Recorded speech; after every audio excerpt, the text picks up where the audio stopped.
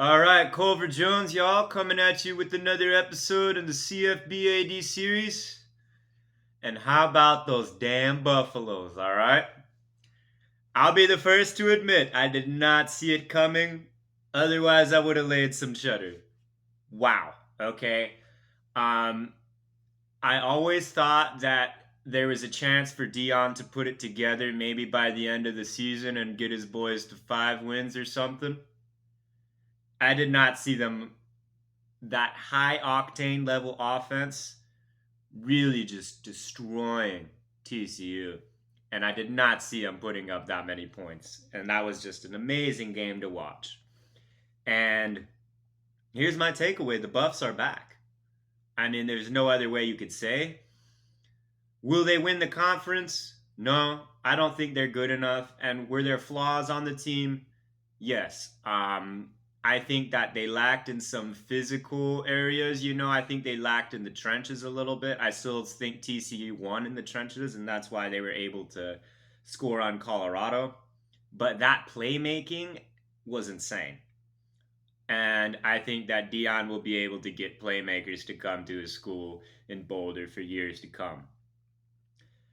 I am very, very impressed.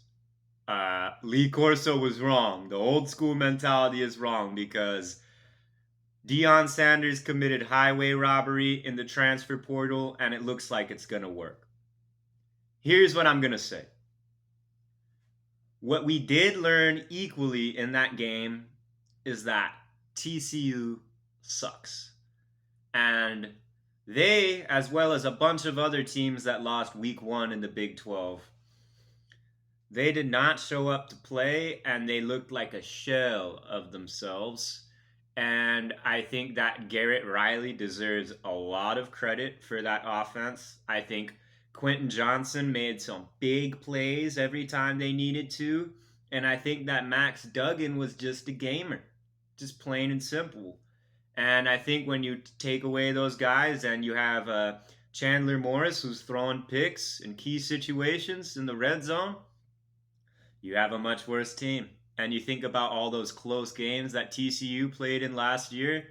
Well, here was another close game, and they were not able to pull it out. So we're going to see a lot more of that. I did not have them in the top 25. I think that the AP and everyone just gave him that ranking because of what they accomplished last year, and they're out. They're bad. That's just a fact. Colorado goes in there on the road and wins. Wow. So, on to the third thing. Dion in his first year against Matt Rule in his first year. And Dion will also be playing his home opener. Super impressed with Shedeur Sanders. Super impressed with Travis Hunter. But let's be honest, that defense has to step up. I mean, I don't think Nebraska has as much of an offense as TCU had.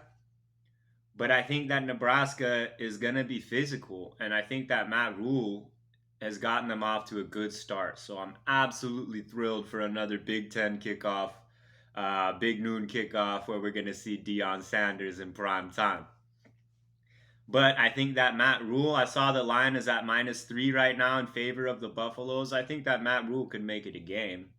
And I don't think you should jump the gun on the Buffaloes yet. Was it an amazing debut? Yes. I grade Deion Sanders' debut as a Colorado Buffalo 10 out of 10 for sure.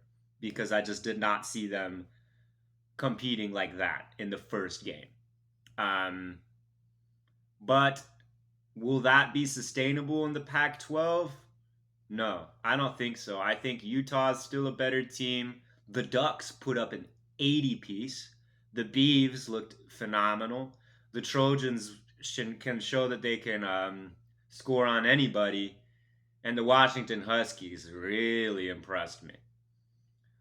But let's not take away from Coach Prime because that was awesome TV. All right. And I was wrong. I think a lot of other people were wrong with me. It just seemed too fairy tale like to succeed so quick. And it seemed too, I don't know, it just seemed too quick of a turnaround for him to be able to put a good quality product on the field. But hey, that's exactly what he did. That is exactly what he did. And regardless, I think he mentioned it. He's like, my guys are going to go out there and compete every single time. And I think that Colorado is very comparable to USC last year. I mean, maybe not quite as good, but still, like, they've shown that at least from quarterback standpoint and from a playmaking standpoint, they're up there with the best. Will they have the trenches to compete against Utah or Oregon State? I don't know. But they have USC like playmaking and they're able to hit the home run if they need to. So, is Colorado going to win the conference? No. Is everybody circling that game against CU as a win now? Certainly not. Certainly not. I mean, my Beavers fan, I started to circle that Colorado game now. I have it circled now. I did not have it circled before. I was chalking it up as an easy win, but I mean, Coach Prime and Coach Jonathan Smith are definitely very polar opposites in terms of coaching style and personality, and that's why this is so unique. Is like you saw his diva cornerback, diva Dion personality in the NFL, and he's taking it into college football, which you really don't see that. I mean, like, yeah, Saban, and yeah, you got your stars. The coaches are a star. It's a coach-driven league, but like you've never seen it where he's already in Aflac commercials before he's played a damn game in the Power Five, and everybody's saying, "Well, you can do it at Jackson State." Well, he showed them, and man, his son Shador could play too. Very impressed, and in such a deep quarterback conference as well, I think Shador is pretty near the top. Honestly, he's the top half still. Um, I was more impressed with Shador than DJ, for instance.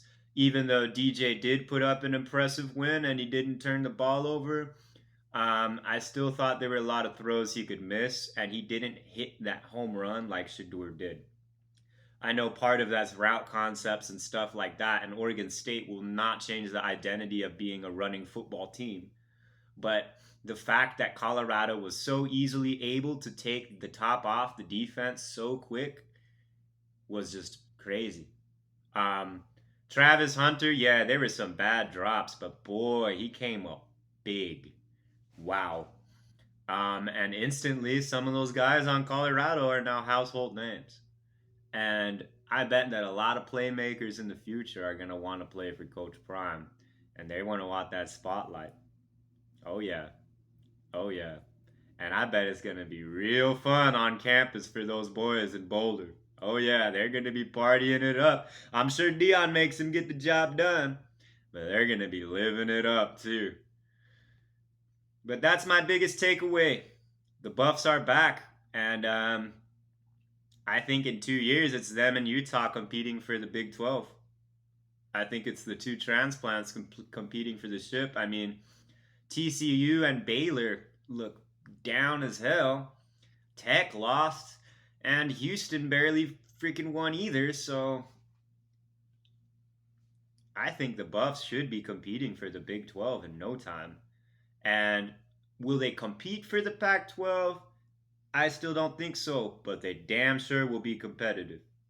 So, super excited to watch the game against Nebraska. I'm not going to go ahead and say it's a Colorado win because I do believe in Matt Rule year one. I think he's done a lot of great things, and I think he's going to be overshadowed.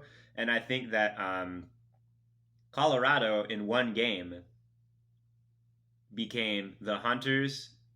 The Hunters became the Hunted because after seeing that showing and after seeing that swag, people are going to come ready to play Dion. That's for sure. So, Dion and Travis Hunter are no longer the Hunters, but the Hunted. All right. Well, that's going to be it for me today, y'all. Much love. Peace.